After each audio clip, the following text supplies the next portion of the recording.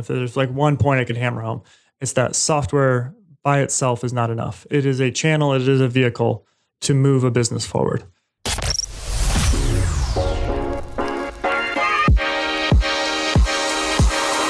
Phil Bach Podcast. Investing, economics, entrepreneurship. Welcome back to the Phil Bach Podcast. We are live in West Bloomfield, Michigan, and we got a great show for today. My guest is Doug Drouillard, founder and CEO of Shrine Development in Ferndale, Michigan. Shrine is at the heart of the burgeoning tech scene that is flourishing in Detroit. They help startups and businesses build world-class apps and technology. We're going to talk tech and entrepreneurship, and we're going to talk attention and focus in the digital age. Doug, thanks for coming on the show. Absolutely. Thanks for having me, Phil.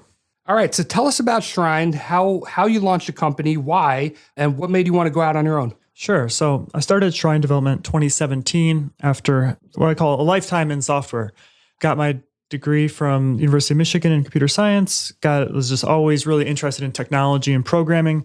And the sort of genesis of Shrine, or the idea behind it, was I had spent over a decade in software and realized there was sort of a lack of ethics in software development. And what I mean by that is there are so many software people out there who approach software as sort of like its own objective, meaning like software should be built to facilitate some sort of business objective or business goal. And I saw a lot of software people who were just building software for the sake of building software. And they were spending people's money, spending people's time. They were creating all sorts of drama around like, oh, we got to build X, Y, Z. And it was just like this focus on software. And it really frustrated me because I got to the point where I got tired of sort of just building software. I wanted to launch products and build companies. And so then that's why I launched Shrine Development, really was to work with startups and enterprises and help them launch their software projects. So that could be a mobile app, it could be an app for iPhone or Android. That could be a web app, some sort of a software as a service offering.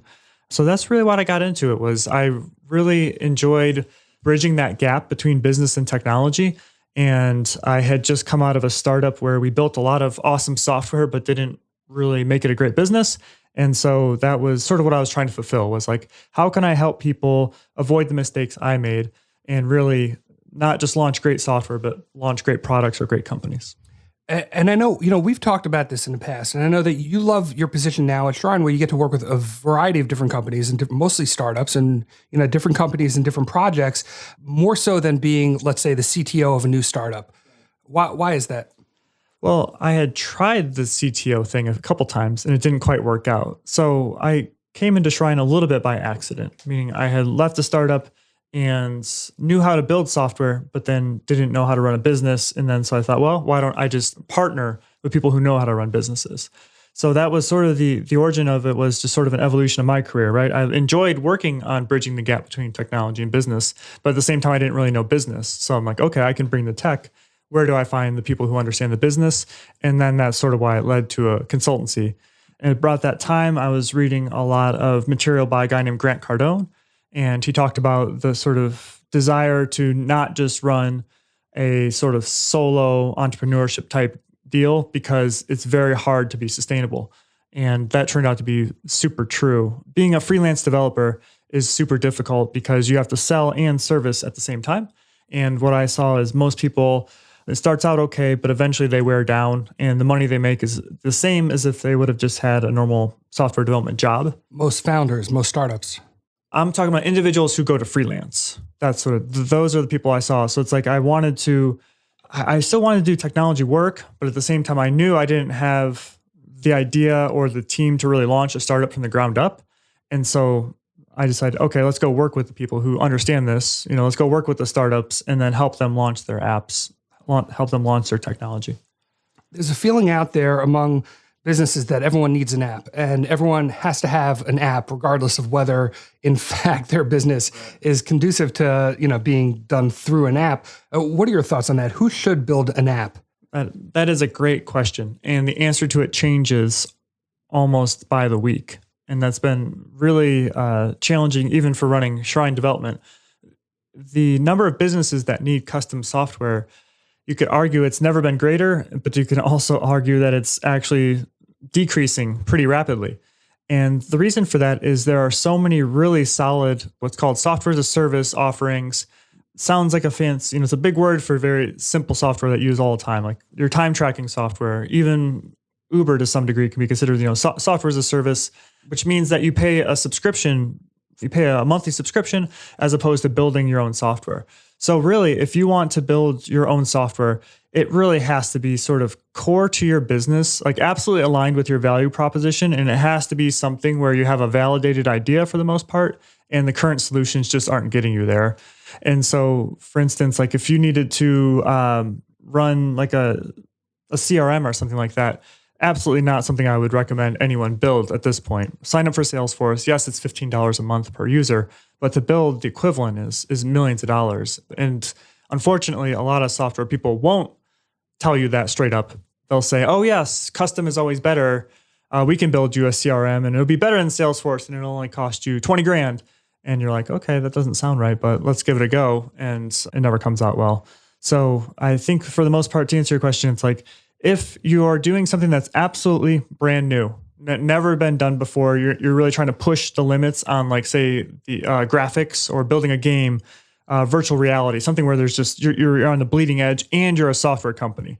So you're not like an insurance company trying to launch a visual, a VR product or something like that. If it's core to your business, you have software in your DNA, then that's a good time to build an app. And there's no problems going outside. The old line used to be internal teams were better than external consultants. It turns out it's not true. In fact, internal teams sometimes will spend a lot more time doing what I described earlier, which is just build software for the sake of building software, because they're like, well, I'm sort of on a salary. I don't think I'm gonna get fired. I'm just gonna keep build. Whereas consultants, you can put a little bit more pressure on. So it's like if you're pushing the limits, or a lot of software now gets built, essentially is a combination of software as a service platforms. So you might want to hook a Google Sheet into Salesforce, into a landing page, into some sort of sales funnel tool. That can be a custom software solution. And then what my suggestion typically is, like, build that, validate the idea, and then if you really do need to go custom, you understand the economics on your business and you can justify the cost. So you validate the idea, and you've written about this where it's the idea driving the app development, not the startup searching for an idea, trying to shoehorn it into some sort of software development project. Yeah, this is one of the biggest insights I've had in the last, call it 3 months, has really been that there's this origin story of the mythical founder who's just sitting around and then suddenly has this amazing idea, right? And it's just so unique to them. And then they share it with the world. I don't really think that's the case. I think for most startups, they are simply riding a trend. So meaning there's an idea that's already out there, sort of in, they call it different things. You can call it human consciousness. You can call it the marketplace, right? There's an idea that's already pushed forward. And then that software or that startup is helping push that idea forward.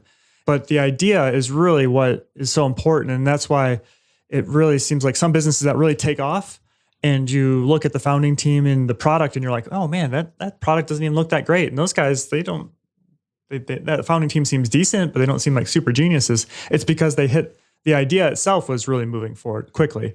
And, online they call them memes, but really, and usually memes are jokes. But if you think about it, some business ideas are memes, like the entire existence of, like, for instance, Bitcoin, it's just simply a meme that took off and is now it's huge. That's how I see it now is, you're trying to check the temperature on the idea and see, okay, is this an idea that's taking off? And then you're really sort of swimming with the tide versus swimming against it. So that is something I've certainly realized. Mark Andreessen calls it a great market always wins.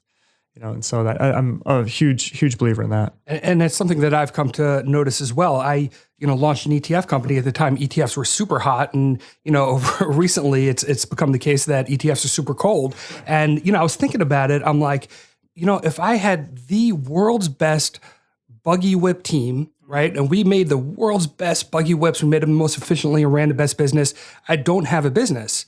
But if I ran the world's worst, let's say, gas station in a neighborhood that doesn't have another one, then I'm going to have some business coming in. And these macro headwinds are so critical in, the success. And yeah, there's a lot of luck involved. There's a lot of luck about, hey, I happen to be here when, I happen to be a face mask manufacturer for hospitals when COVID came in, and somebody else happened to be a gym owner when COVID came in, and one is flourishing and the other is out of business for forces well beyond their control. I just want to back up though. When you say Bitcoin as a meme, tell me what you mean by that.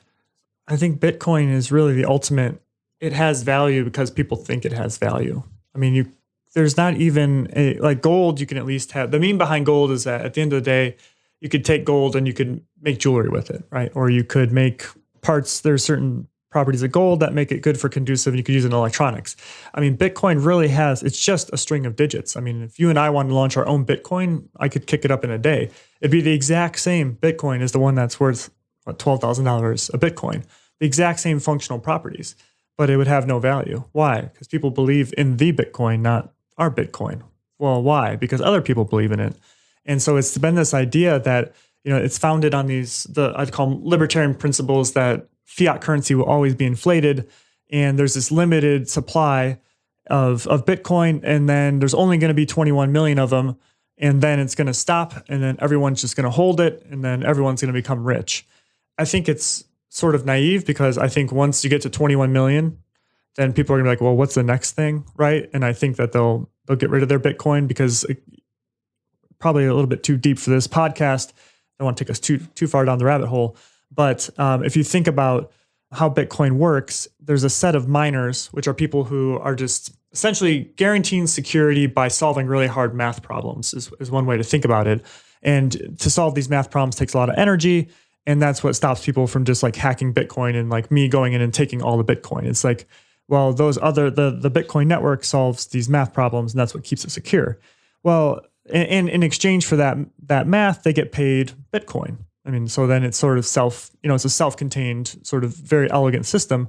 Without that check of like, okay, once the mining stops and there's no more money being made on mining Bitcoin, I don't know. There's theories about what will keep it safe. Like, okay, it's reached such a huge adoption level that the transaction fees will pay and keep that safe. But it's not proven. It's never been done before. Right. So there's just this hope that after 21 million, and also for the same reasons that governments inflate currencies, there's really nothing in the laws of physics stopping Bitcoin from doubling to 42 million. If you got enough of those miners together, they could alter it. What a lot of the Bitcoin bulls say is that once they've run out of Bitcoins to mine, you've capped supply. Therefore, the supply demand curve is altered, and that'll increase the price of Bitcoin. But of course, that means that there has to be continued demand. Right. And without being able to transact, I guess there are ways to transact now in Bitcoin, but the demand, be that some sort of ground up pitch about why Bitcoin makes sense and that resonating with people who haven't yet bought, that come in, new people coming into the market, or the functionality of it, one or the other has to work for Bitcoin to sustain its value. 100%. And this is my big issue why, I think Bitcoin's doing well, but if you're to put all your money into it, the issue is if it doesn't get that popular adoption, then the number one risk is that the governments decide to curtail it. And then Bitcoin bulls will say, oh, it's impossible to stop. So cut off all the ACH and then go arrest all the developers, right? I mean, as I say, they caught Osama, they can catch you, right? Meaning if the government really wanted to crack down on Bitcoin, they absolutely could. And then even on the local exchanges, just sting them like they do for drug dealers, right? I mean, they could stop Bitcoin or substantially make it to where your $12,000 drops to $12. If they really wanted to put that pressure on, they could. But if they had legitimate usage, then I think that would really de-risk Bitcoin. But when they just don't, that community, maybe they understand something I don't, but they just don't seem to really want to push that everyday usage. They say that's something that Bitcoin can support, but solutions on top of it should really facilitate that. So it's going to be interesting. I was really into crypto around 2017, 2018. But that's the right time to be into crypto. Absolutely. Yes. It's one of those things where I shoulda, coulda, woulda put a lot more money into there. So did okay. But then I really wanted to make Shrine a software solutions company around the crypto market or the blockchain market. But it just doesn't quite work out when the government when the SEC really started cracking down on those ICOs, it dried up almost in a matter of weeks. So you've written recently about technology and how it affects the spread of information, how narratives are formed digitally and how they spread. And you mentioned in a blog post you wrote on it that you had a bit of an epiphany or an awakening about how ideas are being spread. And could you share a little bit of that with us? Yeah, absolutely. So I've spent my entire career in software and helping launch software companies, software platforms. So I really understand what goes on underneath the hood when you're developing these companies and launching them. And I realized that when it was definitely a personal epiphany, and it came around the time of COVID, and I realized like my energy levels were just dropping, and I was feeling almost like depressed. I mean, I don't want to like over exaggerate it. I was not like laying in bed all day, but I certainly was feeling down. And then I just started to feel like, why do I feel this way? And then I started thinking, well, I've been reading a lot of this COVID news, and then I realized, oh my gosh, that's where my energy is going. It's like Not COVID itself. Not COVID itself. The news. No, it was the COVID news. I'm one of those crazy people who thinks I had COVID back in early February because I got sicker in my entire life, and I think I had it in December of last year. Honestly, I know. I was coughing. I mean, I'd say I'm a relatively like in shape person, and I was having trouble walking upstairs, and I'm like, oh my god, I'm like 35, and I'm like getting so old, and then like why can't I breathe when I walk up the steps? But yeah, so I was reading all this news, and I found it was draining me, and it was really sort of it was taking away all my energy, and it wasn't returning anything. And that's what I think social media, when it first launched, because again, I've been on Facebook back when it was even just colleges only.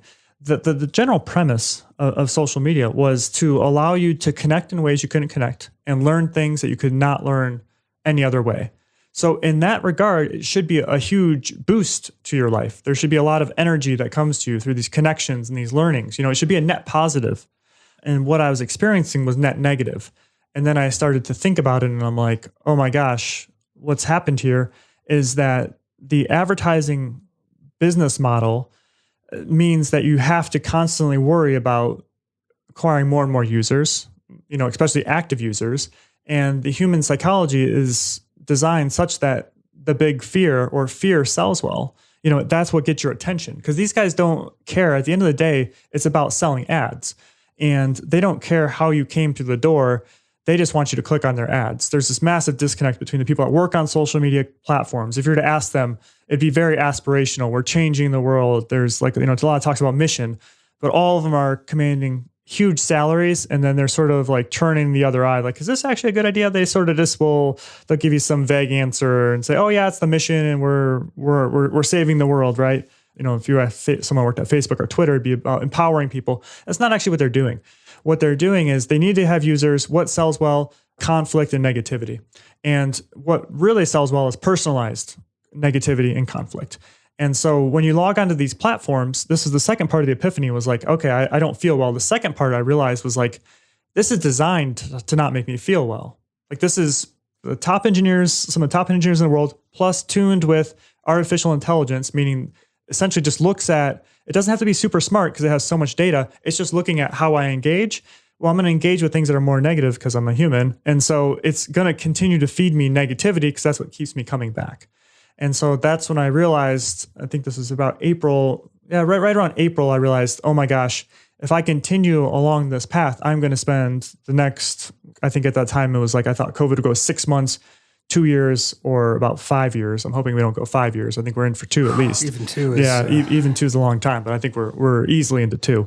I sort of realized I have to pull myself out of this cycle. And then the last part of it was, the third part of it was like, I realized that the reason I realized it was so manufactured was I thought about my own personal life. How often during the day am I fighting with people? How often do I go out in the streets and I see people fist fighting? Never. Go on Twitter. What do you see? Just this crazy, it almost looks like a holy war going on. Every day is the most important day. And you feel like when you get on these platforms, you almost feel like you're a warrior in some sort of social battle, right? This culture war that you're involved in. Regardless of the side, it's always tuned so that your side's slightly losing, and you better do something about it. You better read more. You better figure out all these evil people are coming after you. And I just realized, like, oh my God, like this is designed so that it's supposed to be negative, and then it's designed personally to me such that it's going to make me feel like all this stuff is real, and it's going to keep me coming back. And it doesn't even have to be, it has so much data. It knows everything I do that, yeah, it'll just tune itself. So you have to make a conscious effort to sort of pull yourself out of that mess. And then, from there, I realized there really is no morals behind this. It's really just about selling ads. You think you're on this journey when you're reading Twitter and Facebook, and you think you're engaging with all these people and you're going to change their minds. And you think, oh, wow, this is, like humans love narratives.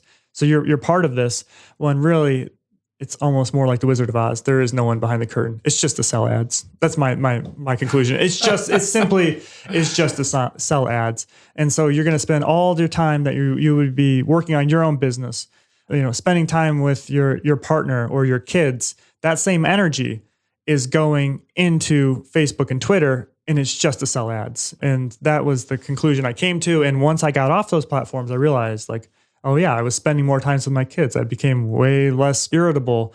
I didn't have this dopamine. It's so multi-tiered. It's a crazy combination of human psychology and technology. But I just wasn't craving that constant dopamine. I didn't even realize I was sort of on.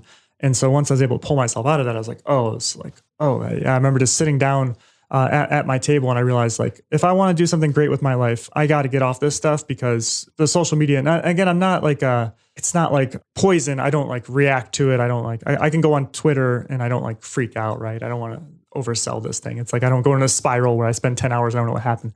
But I just sort of realized at a high level, that same energy I wanted to build my next business or take Shrine to the next level, that energy was currently just being sort of taken away. And given that I was not willing to do anything, I think the episode that really was the eye opener, if there's one, was there was this great debate about people spending time at beaches in Florida. We're in Michigan. We don't even have beaches, right? So what am I, unless I'm going to drive my ass to Florida, right? And go either shame some people or cheer them.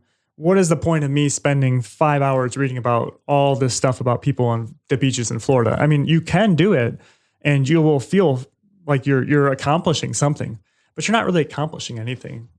Well, so you said that you got an energy coach. Is that right? I did. Absolutely. What's an energy coach? Yeah, and how did you find an energy coach? Energy coach is an interesting area. They're part psychologists, but they're not therapists. I mean, they're not really licensed. They're sort of like life coaches with a focus on the subconscious and understanding why you're doing what you're doing to begin with, as opposed to some life coaches I've seen are more just how do you get to the next level? I found that my energy coach asks me more questions of what is that level to begin with, and why do you think that is the next level, right? So they don't just assume okay, I want to grow a shrine. Well, why do you want to grow a shrine? And a lot of that comes down to your value system, your beliefs, your thoughts. And ultimately, it came down to, when I came to him, I was I know I'm not happy as far as I know my energy is going into sort of I call it the COVID news blues. I knew that's where I was going, but I was well, I want to go someplace else, but I don't know quite where. And so really and the way I expressed it was I want to live a life that's authentic to me. But then figuring out what is authentic to you sort of boils down to it comes down to an energy thing. And it's well, what does it mean to be authentic to myself? It means spending my energy in ways that are authentic to me. But then sorting that out is sort of where the coaching comes in. And then so you will take your decision-making process and saying well, why do you want that? And it's just sort of digging into that and figuring out which things in your life are sort of adding to that authentic you once you've identified it, and which parts are subtracting. And then that's why I call it energy, because that's sort of the unit that to me signifies, it's just how you're spending energy, right? I mean, that's what it boils down to. So you're about 3 months in from this epiphany. Yeah. And how is your life different than it was before? I think that the main thing is I've calmed down because I have a better understanding of why certain things make me feel a certain way. I found that whenever I get agitated, it's because I'm uncertain or I'm fearful of something and I haven't quite identified it. And I'm expressing my angst about one issue in a different avenue. The business is upsetting me and I don't quite know why. I just know oh, something's upsetting me in the business, but then I'm channeling it not in the business, right? I'm channeling it by being a sloth at home or something like that, or not being a fun person to be around. And then likewise, sometimes the business, it's from the family side, just okay, maybe I just didn't sleep well because we have 3 kids and they're constantly waking us up. It's just being able to identify, okay, this is why I feel this way. And then I don't want to oversell. I can't haven't quite mastered it all, but the biggest thing is just that awareness of this is why I'm feeling this way. And then that alone, just the simple awareness I found has brought me great peace. Even if you can't change it, even if it's just a simple acknowledgement, I found that I feel much more like calm. So that's been the biggest part, the part that I like the best. And then where I need to go in the next 3 months is sort of figuring out, okay, I've identified what thoughts are in mine, which ones aren't, or where the energy is going that's not really authentic to me. Well, what is the authentic part? And then how do I move towards that?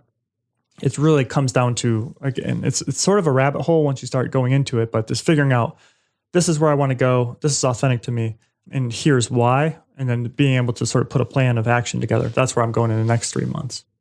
Yeah, no, that sounds incredibly impactful. I mean, I think a lot of us just kind of go through the motions and don't stop and think about how different things affect us. I'm constantly scrolling Twitter. I'm constantly reading. And to me, I have one of those very ADD type minds where I need constant stimulus. And the hardest thing for me is to sit with my own thoughts and no podcast, no music, no anything else.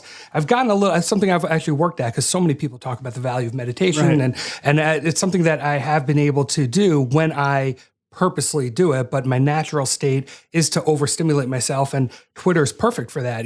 Scroll through, all of a sudden I see all these different ideas and things, and I'm thinking about all these different things, but at the end of the day, I don't stop and do an accounting of where my energy went, where my focus went that day. It's just kind of like, all right, well, that helps me get through the day, and at the end of the day, I go to sleep, and was the day as purposeful as it could have been? Probably not, Right. And so, and I think, I call it stimulus pinball. We're just going from one to the next, and you're just constant. The thing that I should have mentioned before about social media is what's so interesting about it is how natural it feels. Like when you're on Twitter scrolling through that, whenever I do it, it just feels like, oh my gosh, this is where I'm supposed to be on earth, right? So check all these feeds and like, oh my God, look at this outrage here. And like, I can't believe that person. What an idiot. Like, it just feels like not only do you sort of feel like Twitter, especially, because the other ones I don't engage with too much, but like Twitter's just like, I feel like it's meant for you to feel outrage and then feel good about that outrage. I think that's the level that I think most people don't catch, is that it's designed,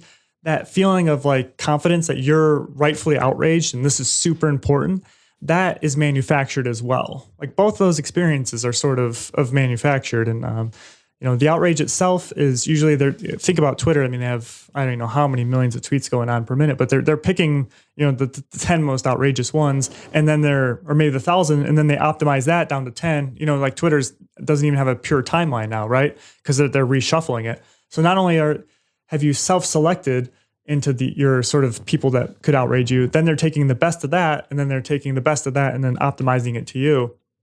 It's really hard it was hard for me because I used to spend a couple hours a day on Twitter just scrolling through, and my wife would be like, oh, why are you on that phone all the time? But I felt like, well, I'm learning so much. That's how I feel. That's what I tell myself. Exactly. It's like, yeah, I'm learning so much. And it is true. I mean, again, my energy coach, I met him on Twitter. I saw him like just talking, and he was on some threads around Scott Adams, who, again, Scott Adams I follow on Twitter, and he's tremendously beneficial as far as like getting an understanding of what's going on in the world. Because I do love, social media is interesting as far as the people that I find interesting are the ones that make predictions on the future, right? Because then you can check them over time. It's super fascinating to follow along with their journeys. Yeah, Scott Adams' book had to fail at everything and still win big. I thought was really phenomenal. It was a real eye opener for me. That was before he was known for an association with Trump, which I think he's unfairly known for. But I think he has some very unique insights that have really been eye opening for me. Yeah, where else would you get that, right? Like, say you weren't on social media, where would you get that, right? I mean, I just don't. It does add value. I think I don't know if necessarily like an abstinence only approach, right? I don't know if that's the best way forward here, because to some degree you don't want to just stick your head in the sand. I think it's just being conscious of when you're on those platforms, realizing, just like check yourself. If you find yourself becoming sad or angry or happy, just like why am I feeling this way? And then just checking that, right? And then just don't allow yourself to get so sucked in to where it's using you versus you using it. So that's like sort of the distinction I would make there. As soon as it stops becoming useful for you, then my recommendation is to reevaluate.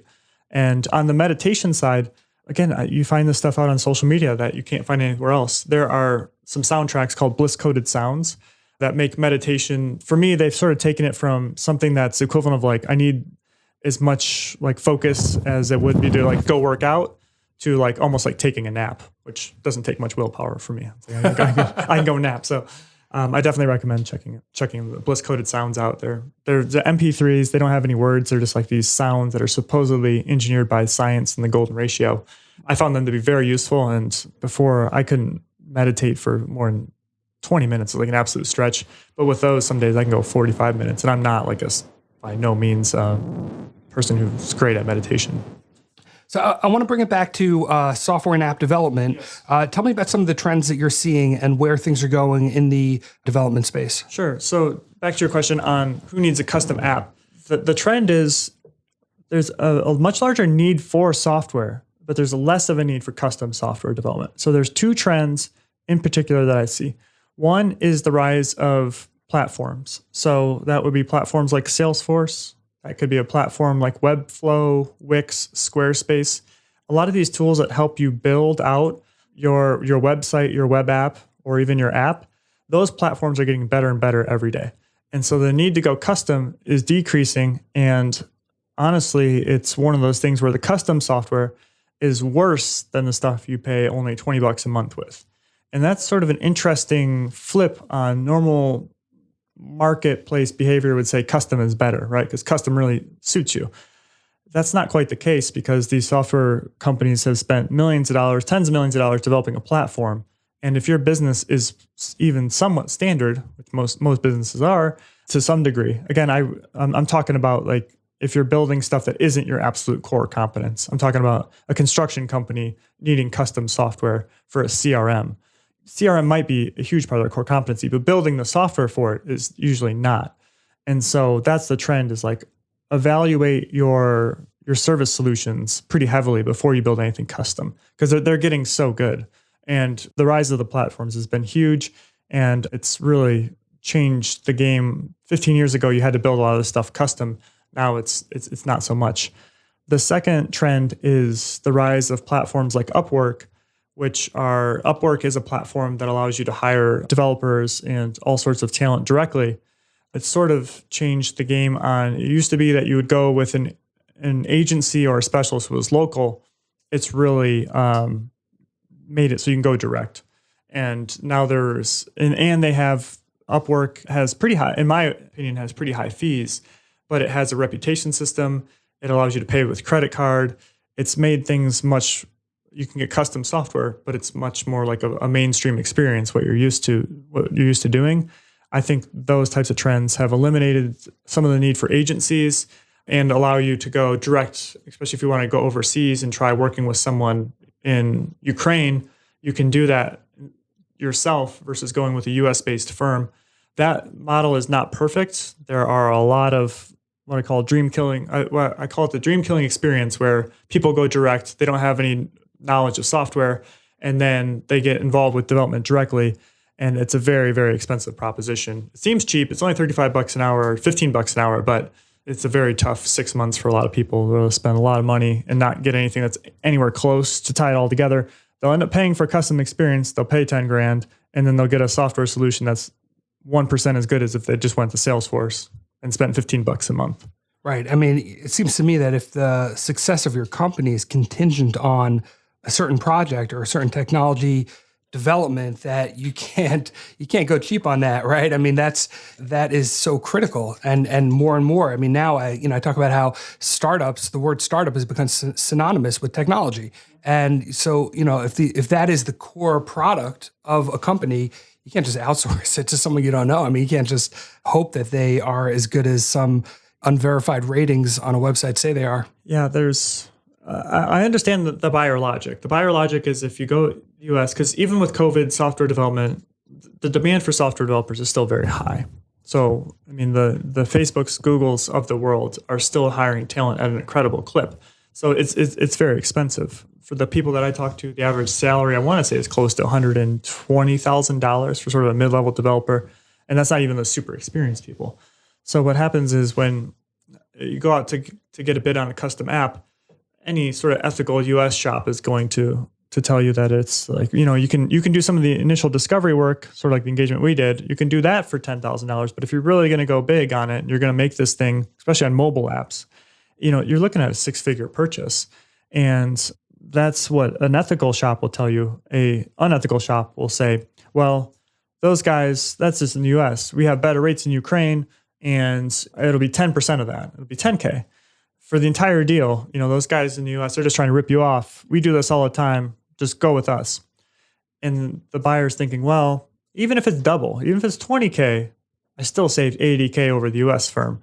That's sort of the logic, but it's nothing of the sorts in terms of results. It's almost like saying if Phil and Doug launched an MP3 player or a new phone to compete with the iPhone, and we got 1% of their business, you and I would be set for life. Well, yeah, it's okay, you can say that, but us launching a phone it's going to get 0% of the market. We see that all the time in my industry. Oh, if I can get 1% of the emerging market mutual fund space, then we're going to have all these assets under management. And in reality, it's very binary. Either you make huge penetration or you get none. Right. And that is pretty much how it goes. They launch these software apps, and then for 20K, they get a pile of garbage. And then they go to the US firms and say, oh, can you clean up this garbage? I already spent 20. So I can't imagine it'd take more than 20 to clean it up. Those guys said they did all the hard work. Well, the thing about bad development shops is they don't just do bad software development. They also set a lot of bad expectations. And so I used to do a lot of this work, but I took one over this year, and they were so mad at the previous developers. I'm like, okay, I can get this fixed. And they went through a couple of shops, and they were so broken and so pissed off at the world that then they ended up just taking it on my team. And so then I even fired them, and they still left me a 1-star review about how I told them everything was going to be easy, and I broke a bunch of their shit. And it was like, that ain't close to true. I mean, it's just ridiculous. But they had essentially been burned so many times because they just had this experience happen over and over again where they couldn't trust anyone. And so then they just assumed it became self-fulfilling. So it's a very, if you find yourself in that spot, the psychology of that is super difficult because software is this weird thing. It's just like pure thought stuff, right? Like if you walk into a house and someone says it's 95% done and there's no drywall up, right? And there's just like no plumbing, you'd say, well, I don't know anything about houses, but that doesn't seem right. With software, it can seem like people can tell you, oh yeah, it's just about done, but then it's not anywhere close to be done, right? And so that's the tricky part, and why I really recommend, if you don't have someone on your team that's technical, I think you almost have to just either go top tier agency or find someone who you really, really trust and then have them manage the vendor, because it's just such a sort of tough experience to go through. And there's a lot of lessons to be learned that you'd prefer you don't learn on your own dime. So, Doug, having been through the startup process many times, I mean, are there early signs that you can see right away that either you're on the right track or wrong track? I mean, knowing what to look for at this point, how easy is it to see whether a startup is going to make it or not early on? Great question. And it's something I asked myself, as COVID was happening, I was trying to make sure that I was protecting Shrine and that I was keeping us on trend. And so I went along and talked to some advisors and mentors. And one of them, who had been involved with 4 unicorn companies personally at a pretty high level, he sort of described the experience. And the good thing was he didn't have any sort of like premonitions, or there was not like some insight. There wasn't some formula he founded. There wasn't like this great secret he had, or, like otherworld ability. But what he said was, even after he went through it 3 times, he still didn't really know the 4th one was be great. But the thing that he looked for was like a product that people loved, not just that they liked, not that they're like, oh yeah, I use XYZ, it's okay. But there was some sort of like almost like a passion or a frenzy for the product. Like the people were super, super excited about this beyond just a rational like, oh yeah, it's a good service. It costs me $15 a month, and that's cool. There was like a level of intensity on the positive feedback. That was a big sign. So that's something I look for. I think that's if people really love the product. Now that can be tricky because products evolve, and also, this is where the contradictions on staying lean versus launching a polished product. I think that's why you have to play the game to some degree, because one of the things I've realized is if you say anything with a positive voice inflection, it can sound great. So you can say, oh yeah, get to the market fast. That's the way to win. And then next time you can say, well, yeah, a polished product is really what it takes in the marketplace, right? You say them both subjectively and they sound good. But at the end of the day, there's got to be a strong passion for the product, and the team and clients really have to love it. So that's certainly something that I think is key. And then again, I've sort of mentioned this before, but there's got to be, the founders have to like love the problem. In wanting to help people. I've worked with a lot of people who've come my way who've said like they've been really interested in the product itself, not the problem. And that just doesn't work for the most part. I think you just end up building a lot of software and feeling good about building it, but it doesn't really go anywhere.